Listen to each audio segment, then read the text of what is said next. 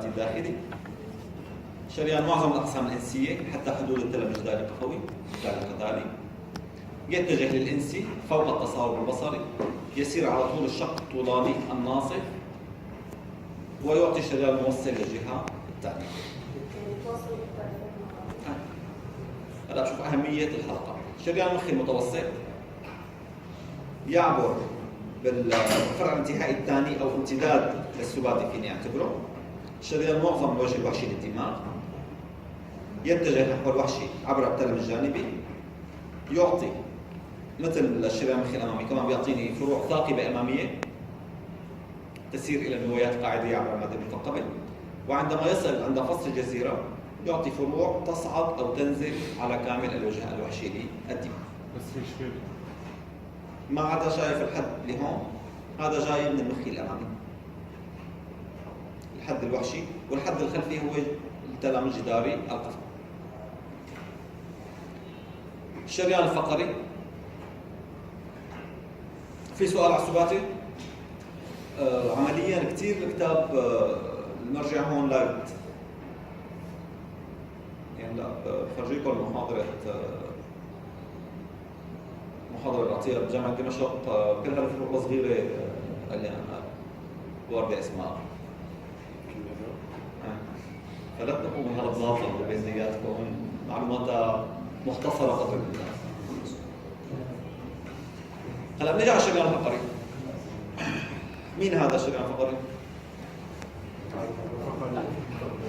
فرع من مين؟ شو بيعمل؟ يصعد وين؟ بعد الساعة السادسة بالطالع عبر عشان ما يحكي مع حدا، ما يروح يمين وشمال، ضل مرافقة، ترفيق، تنشيط معه، مواكبة من تحت لفوق حتى ما ياخذ يعطي مع حدا. هاي المخصصات للقيادة. وقت يوصل لفوق الشريانين الفقريين شو بيصير؟ يدخلان داخل الثقبة الكبرى، بيجتمعوا بشريان اسمه الشريان القاعدي، محمي بمسيره عبر ثقب مناطق معترضة من 1 ل6، له ميزابة على الأطلس، يدخل الثقبة القفوية الكبرى، يخترق الصحايا متوجها للأمام والإنسي والأعلى.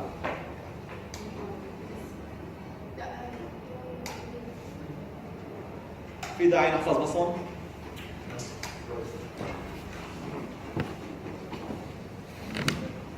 هيك أعلى أمام إنسي، جاي من وراء وعلى المنحدر، على المنحدر يتجه للأمام والإنسي والأعلى، يسير على الوجه الأمامي للبصلة حتى التلم البصلي الجسري، يتحد الفقريان بجهتين ليشكلا الشريان القاعدي.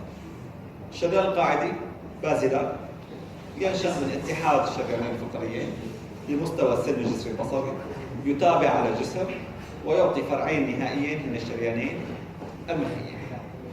المخي الخلفي، مخي أمامي متوسط والسباتي، مخي خلفي من القاعدي. إذا نتشكل اتحاد الشريانين الفقريين عند مستوى السلم البصري الجسري، يصعد على الوجه الأمامي للجسر بتلم اسمه التلم القاعدي على الوجه الأمامي للجسر، بطريقه شايفين هالفروع على الجسر بشكل معترض. شو جسرية؟ فروع جسرية معترضة.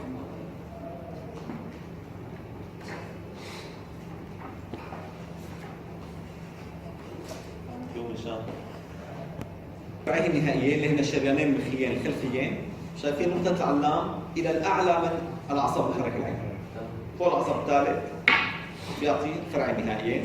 هالفرعين النهائيين حيجي وصالي خلفي يصلهما مع الشريان السباتي. الفروع، فروع الشريان الفقري. أول شيء الشريان الفقري قدام مين كان؟ قبل البصرة، نخاع شوكي.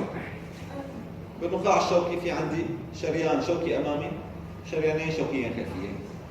لأنه التلم الأمامي عريض، التلم الخلفي ضيق، ما بيسع شريان، فبيصيروا بيتوزعوا يمين وشمال، قدام في محل، فبيجتمعوا شريانين شوكيين أماميين بشريان شوكي أمامي يسير على التلم الأمامي للنخاع الشوكي. شريان شوكي خلفي posterior spinal artery لتروية النخاع بكل جهة لا يتحد مع نظيره.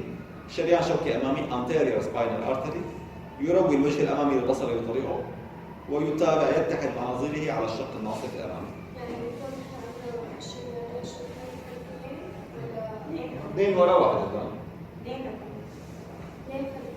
النخاع الشوكي عندي اثنين ورا وواحد قدام. بس الواحد قدام منين اجى من اثنين من كل شريان فقري داخلي، شريان شوكي امامي بيتحدوا على الخط الناصف بيتابعوا شريان واحد لانه في مساحه. تلم عريض من ورا التلم ضيق فبيكملوا كل واحد لحاله. هلا بطريقه عندي المخيخ. مين اكبر فوق ولا تحت بالمخيخ؟ فوق. تحت. فوق مفعوص. فوق القزاني. فالمخيخ فوق مسطح وتحت مدندن. فبكفي شريان فوق وتحت ما بكفي شريان، بدي شريانين. فعندي شريان مخيخي خلفي امامي، مخيخي خلفي سفلي ايكا وبايكا. المخيخي الخلفي السفلي هذا اللي بيشأن الشريان الفقري. هذا هو بايكا posterior inferior cerebellar double F artery.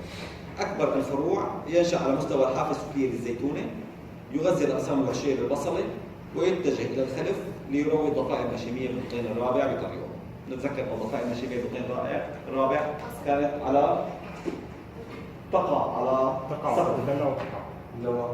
هون تقع على السقف. كيف بقى؟ لأنه السقف عمود هيك عمل حياة جانبية، وقفنا هيك صار ضل اسمه سقف اللي ورا. وتقع بالأسفل قريب على مين؟ على البايكا posterior inferior cerebellar artery. نجي على الشريان القاعدي. في هون فرع ماشي مع العصب الدهليزي القوقعي اسمه الشريان التيهي، لأنه رايح على التيهي، رايح على الأذن الداخلية. وفي عندي فرع كبير يروي ما تبقى من القسم الخلفي للمخيخ. مخيخي خلفي أمامي أيكا anterior inferior مخيخي عفوا سفلي. ليش عم نقول خلفي أنا؟ المخيخي قلنا أعلى وأسفل. بالأسفل كبير فبدي أمامي وخلفي. بالأعلى صغير فبكفي واحد علوي. إذا superior cerebellar artery anterior inferior posterior inferior أيكا وبايكا. anterior inferior من القاعدة مباشرة بعد تشكله يتوزع على الوجه السفلي الأمامي للمخيخ وللجسر. فروع جسرية دقيقة تخترق الجسر. الشريان التيهي قرب القاعدة، بينه وبين المخيخي الأيكا في العصب مبعد العين، مثل ما بالآخر بشوف العصب محرك العين بين المخي الخلفي والسوبيريور سيربيلار ارتري المخيخي العلوي. المخيخي العلوي قبل آخر فرع سوبيريور سيربيلار ارتري من القاعدة قبل تفرعه عند مستوى الجسر والدماغ المتوسط تحت العصب الثالث مباشرة، يتوزع على الوجه العلوي للجسر والمخيخ، والفرعان نهائيان هن البوستيريور سيربرال ارتري. إذا يجتمع الشريان الفقريان ليشكلا شريانا قاعديا يسير على الجسر. فروع الفقري شوكي خلفي، شوكي أمامي يجتمعان بشوكي أمامي واحد، وبايكا مخيخي سفلي. فروع القاعدة آيكا مخيخي سفلي أمامي، السكة فروع جسرية فرعتيه ومخيخي علوي، والفرعان نهائيان هن الشريانين المخيين الخلفيين. حتى أقدر أحفظ مين قبل مين، الآيكا قبل البايكا ولا البايكا قبل الآيكا، مين فوق ومين تحت. من فوق لتحت مين قبل؟ لأنه الأي قبل البي. anterior inferior cerebellar artery posterior inferior cerebellar artery. الآيكا من القاعدة، البايكا من الفقرة. المخي الخلفي الفرع النهائي ينشأ إلى الأمام من محرك العين. هذا هو. صرت هون قدام المادة المثقبة الخلفية. ما أنت شو حيعطيني؟ فروع ثاقبة خلفية. هناك أعطاني فروع ثاقبة أمامية. وهذا شريان وصالي مع السباتي نفسه. في ميكي ماوس بعرفه طويل. حوالين ميكي ماوس بيكون يلتف حول الساق المخية فوق العصب الثالث بيعطي فروع انتهائية. من فروعه الشرايين الثاقبة الخلفية مباشرة تخترق المادة الخلفية تروي ما تبقى من الأدوية القاعدية والدماغ البيني. شريان ركابي مهادي شايفين؟ صرت قريب هون من الجسم الركبي للمهاد. هذا المهاد فبسميه شريان ركبي مهادي إذا القسم الخلفي من المهاد ويستين ركبيين. شريان مشيمي خلفي للضفائر المشيمية بالوطين ذلك. هيك صار عندي المتوسط بيروي عفوا الأمامي الثباتي نفسه. الثباتي نفسه بيعطيني مشيمي أمامي بيروي ضفائر مشيمية بالوطين الجانبي. المخي الخلفي بيعطيني مشيمي خلفي بيروي البطين الثالث. والبايكا بيعطيني ده البطين الثالث. الضفائر المشيمية بالوطين أربعة. إذا فروع المخي الخلفي ثاقبة خلفية خلفية للدماغ ركبي مهادي مشيمي خلفي وفرع وصالي مع ثباتي الباطن. منعين فروع الثباتي الباطن عيني مشيمي أمامي مخيين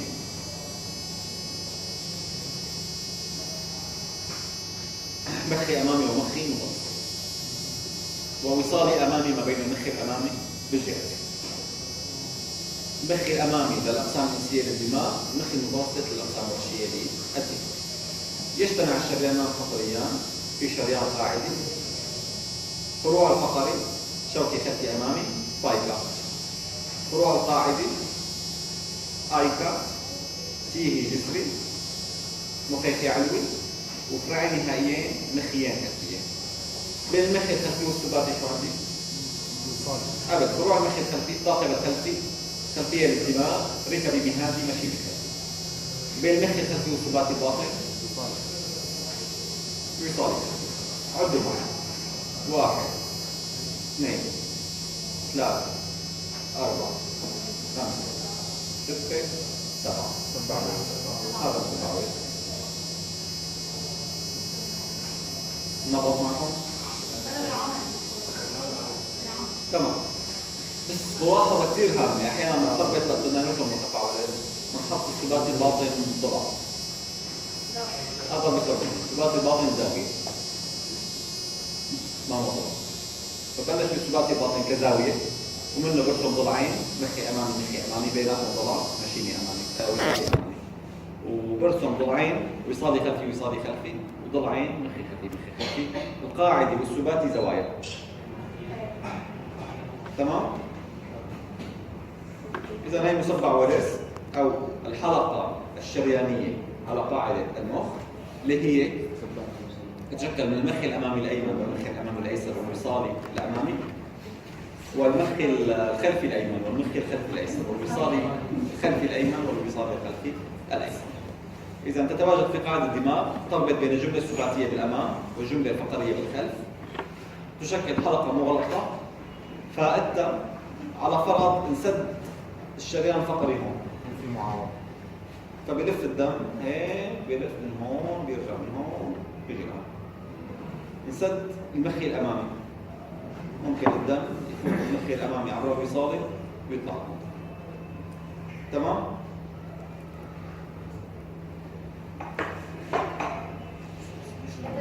بس متهيألي دكتور إذا سد المخي الأمامي بيعمل مشاكل بالأطراف السفلية.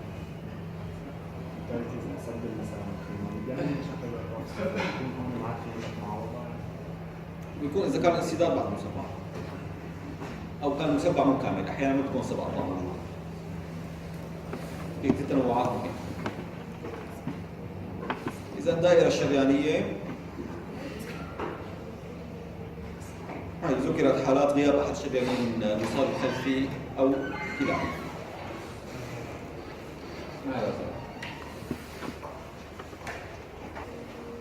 كمان الحكي هون إعادة تركيب للحكي اللي قبل. جسم المخطط محفظة داخلية منين اجت فروعه؟ للمخ المتوسط المخ الأمامي. جسم المخطط والمحفظة الداخلية. ما أن المخ المشيمي الأمامي بيوصل للمحفظة الداخلية والإنسان هذا. المهاد تجي فروعه من القاعدة والمخ الخلفي والفرع الموصل الخلفي. خلفيات. قلنا لك بمهادي فرع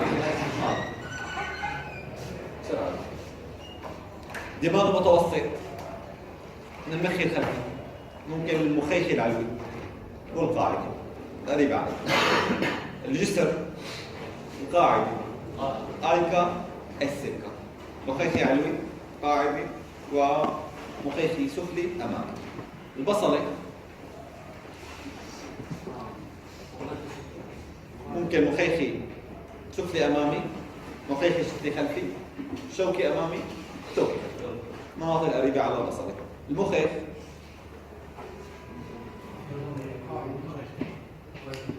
مخيخي علوي، مخيخي سفلي أمامي خلفي. السكة آيكا بايكا.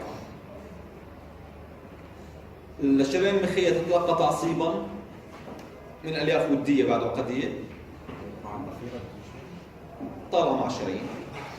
التعصيب الودي تنبيه هذه الأعصاب يسبب تقبضا بالشرايين الدماغية. جريان دم بالدماغ يخضع بشكل عادي لتركيز ثاني أكسيد الكربون. إذا حدث ارتفاع ثاني أكسيد الكربون بصير عندي انخفاض توتر أكسجين ويسبب توسع وعي. شو قصة عنا حكي المخية مو بشكل صميم. أوردة المخية شفنا أنه هي تعبر مسافات تحت العنكبوتية عدد قليل، ميزنا أنه لا توجد فيها دسامات، جدار رقيق، وتخترق السحايا لتصب بالجداول أو بالمجاري الدموية الموجودة داخل السحايا. يمكن تقسيمها إلى مجموعتين، مجموعة سطحية ومجموعة عميقة. السطحية توجد على السطح والعميقة وين؟ بالعمق في عمق الدماغ. مجموعة الأوردة المخية الخارجية التي توجد على سطح الدماغ تصب بالجيب السهمي العلوي أو بالجيوب الثانية. معناتها فيني أقسمها لمجموعتين، مجموعة علوية ومجموعة سفلية. بيناتهم التلم الجانبي. شو بيناتهم؟ التلم الجانبي سيرفيوس. كل ما يوجد إلى الأعلى من التلم الجانبي بسميه أوردة مخية علوية. اللي تحتهم أوردة مخية سفلية. الأوردة المخية العلوية تقع فوق التلم الجانبي مثل ما واضح عندي هون، عددها من 6 إلى 12. تنضح الدم من الأجزاء العلوية والوحشية لفصل الجبهي والجداري وتصب بالجيب السفلي. الوريد المخي المتوسط السطحي هذا الموجود ضمن الجيب السفلي، ضمن التلم الجانبي عفوا. مخي متوسط سطحي، معناتها هلا بدي اتوقع الاقي مخي متوسط عميق. ضمن التلم الجانبي رايح على الجيب الكهفي. يصب بين معي هون بالعجله الفوتيات ليكون هذا يصب على الجيب الكهفي. الأوردة المخي المتوسط العميق من فصل الجزيرة ينضح إليه الوريد المخي الأمامي والأوردة المخططية لتشكيل الوريد القاعدي لمكمل التحت. بعمق الدماغ في عندي الأوردة العميقة أو الداخلية التي تجمع الدم من الدماغ البيني ومن المهاد والتراكيب العميقة. نتذكر كنا دائما نعيد كليشة بين المهاد والجسم المخطط. في تلم مخططي مهادي مخططي يعبر وسط الانتهائي الوريد المهادي المخططي. الوريد المهادي المخططي بين المهاد والجسم المخطط، معناتها ينضح به الدم الوريدي من المهاد والجسم المخطط. يتحد هذا الوريد مع وريد مخي يسير للخلف، يتحد مع وريد مشيمي ليشكل الوريد المخي الكبير. الوريد المخي الكبير يجتمع مع الجيب السهمي السفلي ليشكل الجيب الوسطى. شي معلومة جديدة؟ معناتها الدكتور كله بيمزح يا عم الصورة الوردية على عندي احتمالين، يا وريد قاعدي يا أوردة بدها تروح على الجيوب الوريدية. بعد الجيوب بتنزل على الوداجي. الوداجي الداخلي كل جيوب. مجموعة الوريد القاعدي اللي شايفها هون. الوريد القاعدي ينشأ بمنطقة المادة المتثقبة الأمامية، يتشكل من اتحاد وريد مخي أمامي قادم من المخ ليكو، هذا اللي جاي من جوا، وريد مخي أمامي مع وريد مخي متوسط عميق. مخي متوسط سطحي راجع بالكفي. مخي متوسط عميق مع المخي الامامي بيجتمعوا بوريد حول الدماغ المتوسط بشكلوا لي الوريد القاعدي. بعض المناطق الخاصة الدماغ المتوسط لوين حيروح الدم؟ اما لقدام على الوريد القاعدي او لورا على الوريد المخي الكبير. الجسر اما لقدام على الوريد القاعدي على الوردين مخيخية. كمان عندي وريد مخيخي بالاعلى وريد مخيخي بالاسفل، اما انه ينضم للوريد المخي الكبير باتجاه الجيب السهمي باتجاه الجيب المستقيم او الى الاسفل باتجاه الثقب الكلى. البصله الى الاورده المجاوره والمخيخ الى المخ الكبير والجيوب الوريديه المجاوره. في فكره هون انه في شيء اسمه الحاجز الدموي الدماغي، يعني الدم لا يختلط بالسائل الدماغ الشوكي. عندي دائما عزل للدماغ، لا يمكن كل ما يجول في الدم ان يدخل الى الدماغ. دائما في حاجز لانه في ادويه في امور سميه ممكن تسبب لي اذيه بالماده الدماغيه، ففي حاجز مرتب منيح بشيك منيح ما بفوت على الدماغ الا اللي لازم يفوت، اسمه الحاجز الدموي الدماغي بكل الدماغ.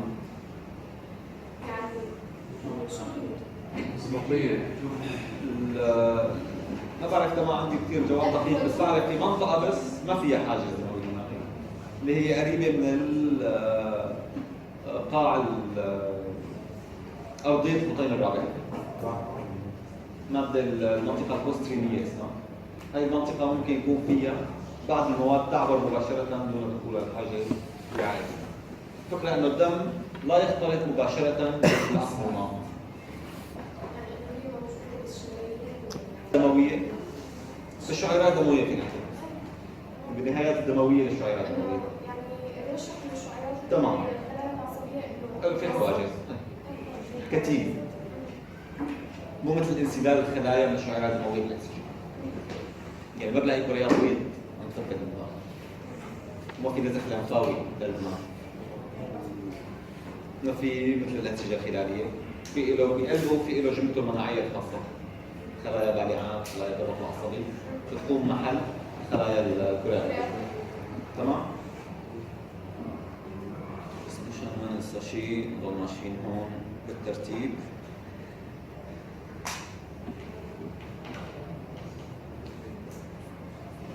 التروية الدموية أكبر في المادة الاستجابية منها المادة البيضاء لأنه فعالية استقلابية أكبر. يعزل الحاجز الدموي الدماغي نسيج الدماغ عن بقية الجسم، يتشكل بواسطة مواصل كتيمة واقعة بين الخلايا البطانية في أسئلة الشعيرات، يعني بالنهايات الشعرية دي منطقة التبادل الدموي. تماما. هلا هون دوران دماغي ما كثير أتوقع فيه معلومات تشريحية، نرى اطلاعا معلومات فيزيولوجية، اتصال بين تيارين عبر الشريان الموصل لا ينتج التياران عندما ينسد السباتي. حكينا معلومة المسدس المصبع عفوا.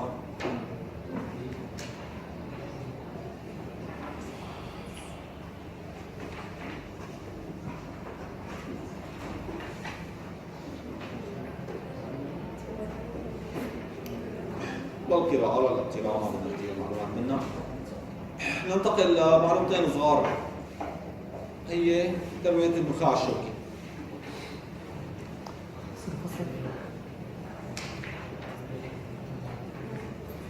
النخاع الشوكي بتجي ترويته من شريان شوكي أمامي، شريانين شوكيين خلفيين. الشريان الشوكي الأمامي والشريان الشوكي الخلفي بالأعلى بيجوا من الشريان الفقري، وقت نوصل للمنطقة الرقبية تجي فروع داعمة من الجذع الضلقي الرقبي على مستوى الفقرات الرقبية. وقت نوصل على الشرايين الوربية الأضلاع الفقرات الصدرية بيجوا من الشرايين الوربية. وقت نوصل على الفقرات القطنية بيجوا من الشرايين القطنية. يعني ما عندي شريان اللي جاي من الفقري بكمل 33 طابق بينقطع نفسه فكل فترة بيجي دعم. شريانين شوكيين خلفيين بالتم الجانبي وراء في كل جهة، التم الجانبي الخلفي يروي الأقسام الجانبية والخلفية للنخاع. يكونان صغيرة بالمنطقة الصدرية العلوية. الشريان الشوكي الأمامي ينشأ بالأعلى من اتحاد شريانين شوكيين قديمين من الفقري، يتوضع بالشق الأمامي الناصف الدرب الأمامي العريض، يروي الأقسام الأمامية والجانبية، الثلثين الأماميين للنخاع، هذا ثلثين خلفية، ثلث الخلفية. الشريان الشوكي الأمامي يكون صغير بالمنطقة الصدرية العلوية والسفلية. في فروع تفاورية ما بين المخ الأمامي والشوكي الأمامي والشوكي الخلفي، بتساوي دي مثل السوارة حول النخاع الشوكي حتى يأمن لي تروية للجوانب. دي واحد قدام واثنين ورا، بتساوي بيناتهم حلقة، ومن هالحلقة في فروع ثاقبة إلى عمق النخ. فروع سطحية محيطية سوار شرياني يروي المادة البيضاء، وفروع عميقة ثاقبة تخترق المادة البيضاء لتروي القرنين الأماميين. وعندي كل شتفة إلى فروع الثاقبة المعزولة، تروية شدفية على امتداد من الأعلى إلى الأسفل. لو في حاجة نفس الشيء، موجودة. مادة عصبية. هلا في هون أدم كويكز، شريان نخاعي أمامي هام أحيانا ينشأ من الأبهر بالجانب الأيسر الصدري السفلي أو القطني العلوي، وأحيانا يكون هذا اللي هو اللي هون شريان مخي أمامي هام ينشأ من الأبهر، أحيانا بيكون هو المروي الأساسي للثلثين السفليين للنخاع. هون سمع بكمل تحت، تمام. هذا أحيانا أزيات شريانية هون ممكن تساوي لي أزيات حادة جدا ثلثين النخاع السفليين، لأنه في شريان أحيانا هو الوحيد المسؤول عن التروية اسمه الشريان النخاعي الأمامي لأدم كويكز. العود الوريدي يكون بشبكة وريدية من طاقتين. أول شيء في سوار حول النخاع، في وريد بالأمام ووريد بالخلف عكس الشرايين. الشرايين كان في شريان بالأمام واثنين بالخلف، الأوردة في وريد بالأمام ووريد بالخلف. بالنتيجة تصل بشبكة وريدية ثانية موجودة بالحيز فوق الجافوي اللي هذا حكينا عنها. والشبكة الوريدية في كل منطقة بتعطي من محل أجل الأوردة، يعني إما للشرايين الغربية أو للأوردة الغربية أو للأوردة القطنية إلى آخره.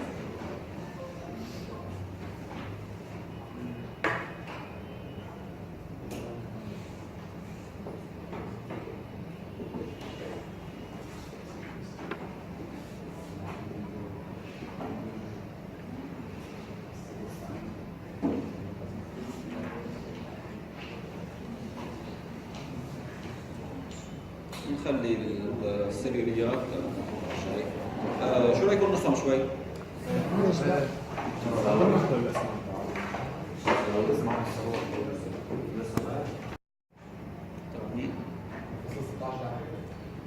بطينات الحكى عنها بكذا محل، داعي نعيدهم. يعني اذا سالناك عن بطين من حدود البطين الثالث اتوضا البطين الجانبي بحكي عنه بكذا محل.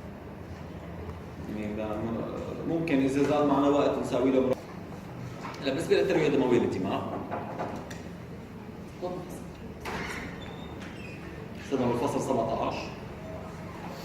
تاتي الترويه للدماغ من مصدرين اثنين، الجمله السباتيه في الامام، الجمله الفقريه بالخلف. الشريان السباتي الداخلي ينشا من الشريان السباتي المشترك بمستوى تقريبا الحافه العلويه للطروف الدرقي، قرب العلويه للطروف الدرقيه او العظم اللامي. بمنطقته الاولى في توسع هو الجيب السباتي، خلفه في الجسم السباتي، الجيب السباتي مستقبل ميكانيكي لتنظيم الطلب، الجسم السباتي مستقبل كيميائي لتنظيم غازات الدم. يتابع الشريان السباتي الباطن مسيره الى الاعلى، لا يتحدث مع احد في العنق لان مهمته ايصال دم الى القياده العليا بالدماغ.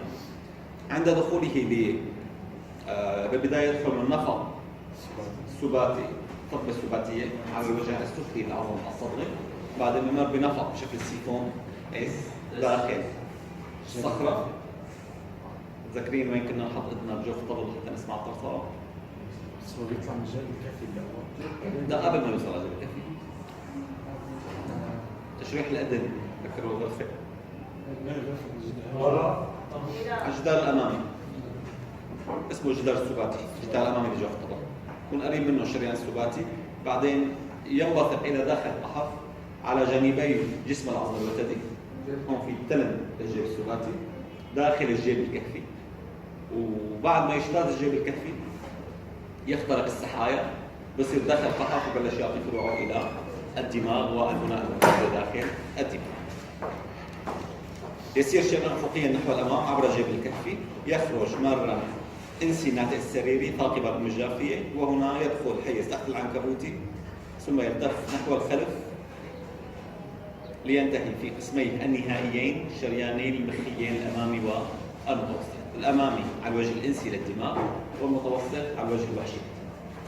بضل عندي الشريان المخي الخلفي اللي بيجي من الفقري بعد ما يصير قاعدي، من القاعده بعد ما كان فقري، فقريين بيجتمعوا بالقاعده، بينتهي بالشريان المخي الخلفي. هلا فروعه داخل القحف، اول ما يطلع من الجيب الكهفي حاكيين القصه كذا مره، وكان حالف يمين وما يعطي الا للمعلم، بيجي صبي المعلم استطاله من الدماغ اللي هو العصب البصري، بيقول له انا استطاله من الدماغ هون عصب تحفيني عندي متفتح، فبيعطيه فرع عيني، ما بيصدق بياخذ عيني وبلش يسري برا الى جوف الحجاج والبنى الموجوده خارج الحجاج. اذا الشريان العيني ينشا مجرد انبثاق من الجيب الكهفي، يدخل الحجاج عبر الرفق البصري، يتوضع بالبدايه تحت ووحش العصب البصري، بعدين بيصابه حتى يروح الى الانسي، ويروي المنطقه الكائنه بالحجاج والفروه، يصير الشريان تحت فوق الحجاج، الشريان غربالي امامي، غربالي خلفي، وفوق البكر.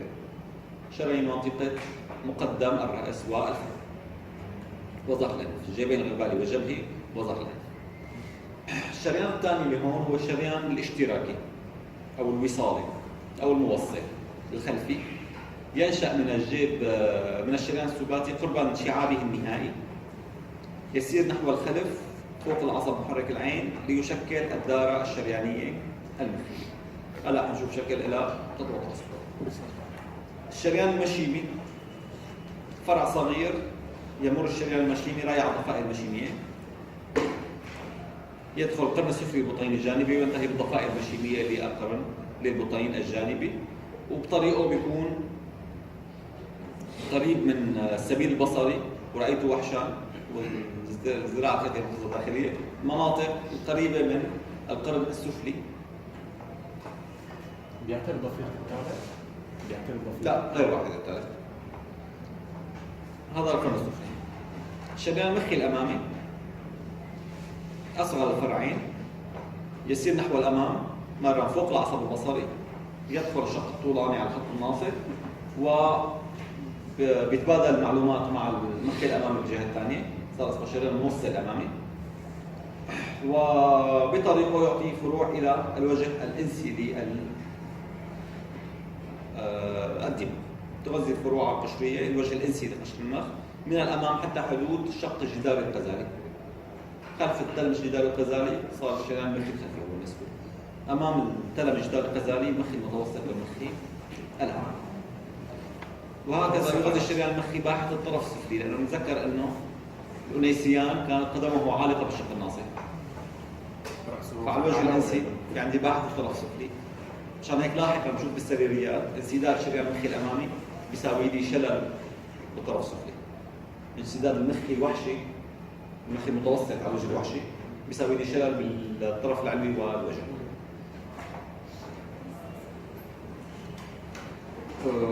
هناك مجموعة من فروع مركزية تخترق المادة المثقبة الأمامية، شرايين ثاقبة تغذي أقسام النواتين العدسية والمحفظة الداخلية. المخ المتوسط على الوجه الوحشي تغذي فروعه كامل الوجه الوحشي ما عدا شريط ضيق يغذيه المخ الأمامي. كل شيء بالوحشي للمخ المتوسط ما عدا شريط ضيق على الوجه العلوي جاي من الأمامي، والقطب القذالي مسؤوله الخلفي. بطريقه كمان في فروع ثاقبة تغذي النواتين العدسية والمذنبة. الفروع الثاقبة تدخل من المادة المثقبة الأمامية، المثقبة الخلفية بيعطيها المخ الخلفي.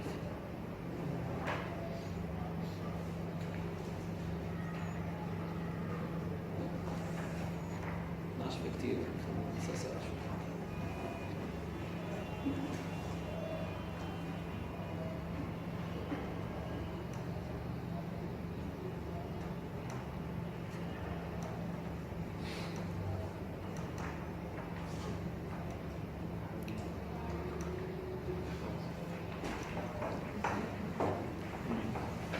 إذا التروية الدموية تأتيني عن طريق الشريان السباتي الداخلي الذي عبر بالنفق السباتي وانبثق داخل الجيب الكهفي ليسير بشكل أفقي تقريبا، ثم يخترق الأم الجافية لينعطف مرة ثانية للخلف ويبدأ بإعطاء فروعه داخل الدماغ. الفرع الأول هو الشريان العيني، وهون كمان بنكون قريبين على السرج التركي، فبيعطينا شرايين وطائية ونخامية. بعدين نكمل، هذا المخي الأمامي وهذا مخي متوسط، وبيعطي شريان وصالي خلفي مع المخي الخلفي. هلا نرجع نشوفها بالدائرة الشريانية مسبعة بس. في مساره 4 أجزاء، القسم الرقبي لا يعطي أي فرع، الجزء داخل الصخرة كمان لا يعطي فروع، محصور داخل نفق عظمي. القسم الكهفي عند دخوله لجيب الكهفي يعطيني فروع للغدة النخامية والفرع العيني. والجزء الدماغي قصير متى ما انبسط، عفوا مش جزء دماغي فينا نعتبر عيني، متى ما انبسط من السحب يعطي الشريان العيني ويتفرع الى فرعين نهائيين، المخي الامامي والمخي المتوسط. الشريان العيني هو الفرع الاول بعد عبوره النفق البصري، يتابع مع العصب البصري داخل النفق البصري. الشريان موصل للاشتراك الخلفي الى المخي الخلفي. شرايين مشيميه على الوجه السفلي للسبيل البصري، هون وصلنا. شرايين مشيميه تروي القرن، تروي الضفائر المشيميه في الوطين الجانبي. وشريانين مخي امامي ومخي متوسط. اذا فروع السباتي الداخلي شرايين الى منطقه السرج التركي، وطائي نخامي، شريان عيني، مشيمي امامي، مخي امامي ومخي متوسط. شو يعني الضفائر المشيمية؟ الضفائر المشيميه حتى تفرز سائل الدماغ الشوكي مبددا هي ممكن تقسم